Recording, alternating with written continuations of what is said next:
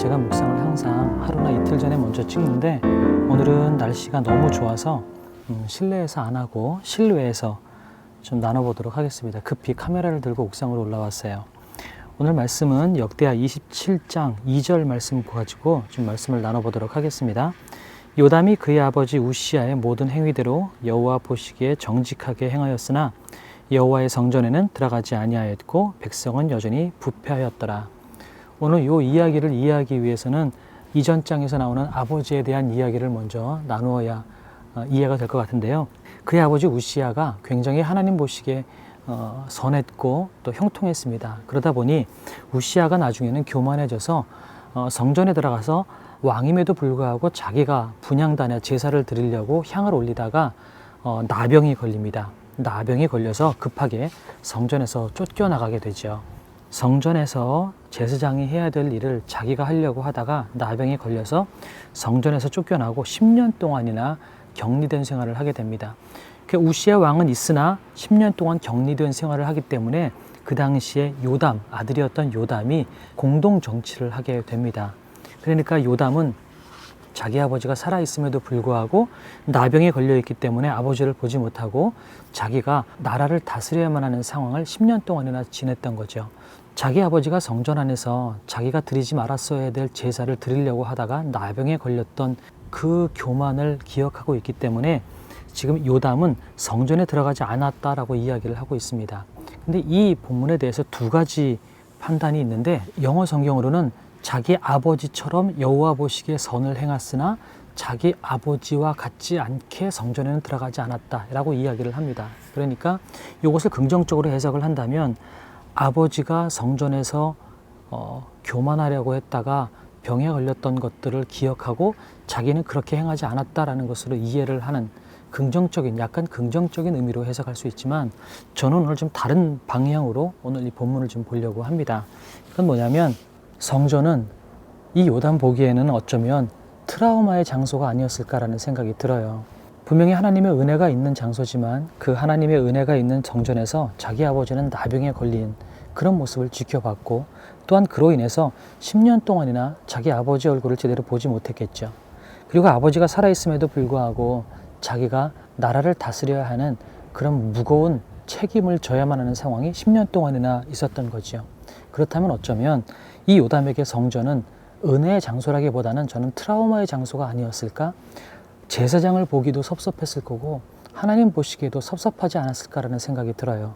그래서 여호와 보시기에 정직하게 행하였으나 성전 안에는 들어가지 않았다.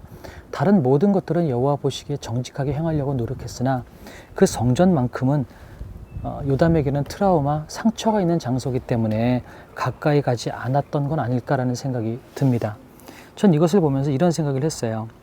하나님에 대한 실망, 하나님에 대한 낙담, 아니면 하나님에 대해서 분노하는 것, 제사장에 대해서 분노하고 실망하는 그 모습이, 그 감정들이 이 요담의 행동에서 드러난 것은 아니었을까라는 생각을 하는 거죠. 여러분, 하나님 앞에 실망하신 적 있으십니까? 낙담해 보신 적 있으신가요? 요담도 그랬던 것 같아요. 그런데 그것 때문에 성전에 들어가지 않았고 그 결론적으로 뒤에 보니까 백성은 여전히 부패하였더라라고 이야기를 하고 있습니다. 하나님에 대해서 실망하고 낙담할 수 있습니다. 왜 실망이 없고 낙담이 없겠어요? 우리 필립 얀시의 책에도 하나님 당신께 실망했습니다라는 책이 있습니다. 그만큼 신앙생활을 하는 사람들에게는 하나님을 향해서 낙담하고 실망하는 일이 생길 수 있다는 거죠. 왜냐하면 내 기대와 다르게 하나님께서 역사하실 때가 많기 때문에요. 그럴 때 저는 어떻게 하면 좋을까?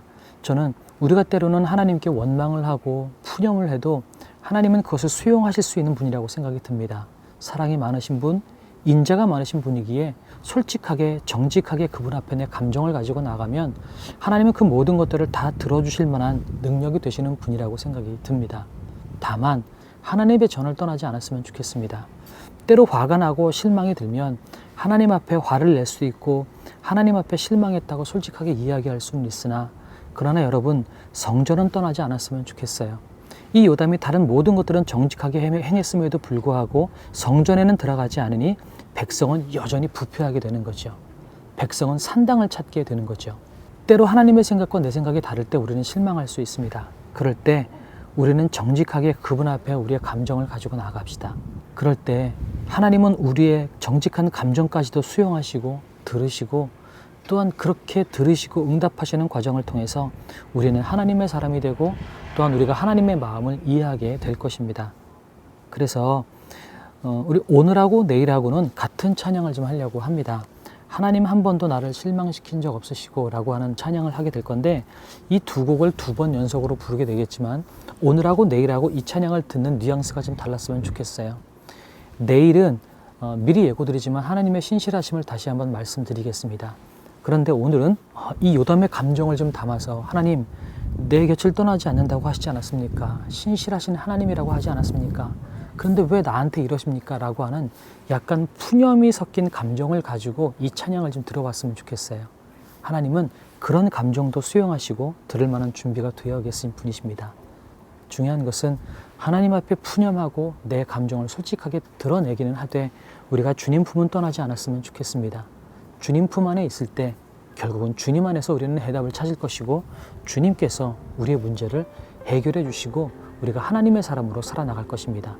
우리가 그 마음을 갖고 찬양하며 기도하도록 하겠습니다. 하나님 한 번도 나를 실망시킨 적 없으시고, 언제나 공평과 은혜로 나를 지키시네.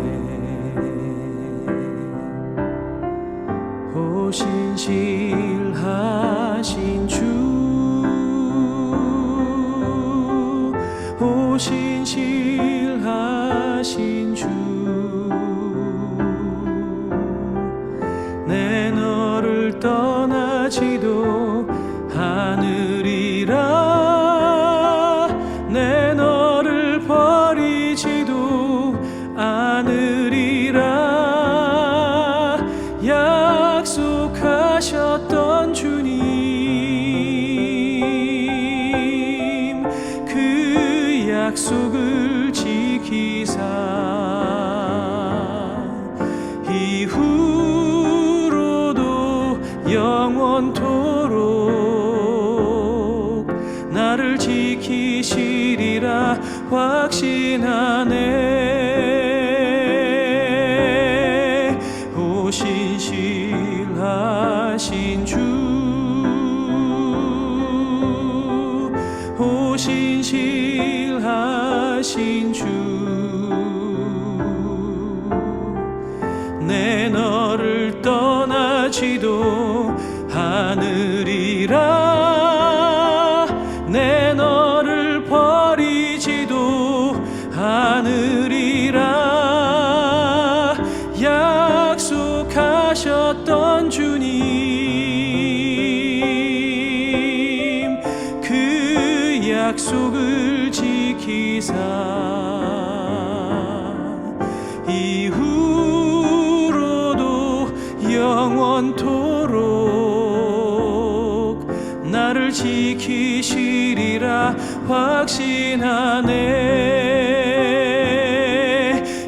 이후로도 영원토록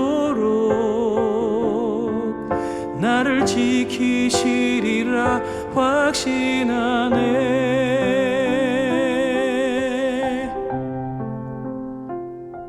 우리가 주님 앞에 솔직하고 정직한 인생이 되기를 원합니다. 때로 우리는 하나님께서 우리 가운데 역사하시는 그 모습이 우리의 기대와 달라서 하나님께 실망하고 좌절할 때가 있음을 고백합니다. 그러나 우리가 그렇다 할지라도 우리가 정직하게 주님 앞에 나아갈 때 주님께서 그 모든 것들을 수용하시고 품에 안으시며, 또한 우리 가운데 하나님께서 진짜로 원하시는 인생들로 우리를 이끌고 나가실 줄로 믿습니다. 주님 품 안에서 그 모든 문제를 해결하게 하나님 도와주시고, 주의 성전과 또한 주님의 품을 떠나지 않는 우리가 될 수 있도록 도와주시옵소서.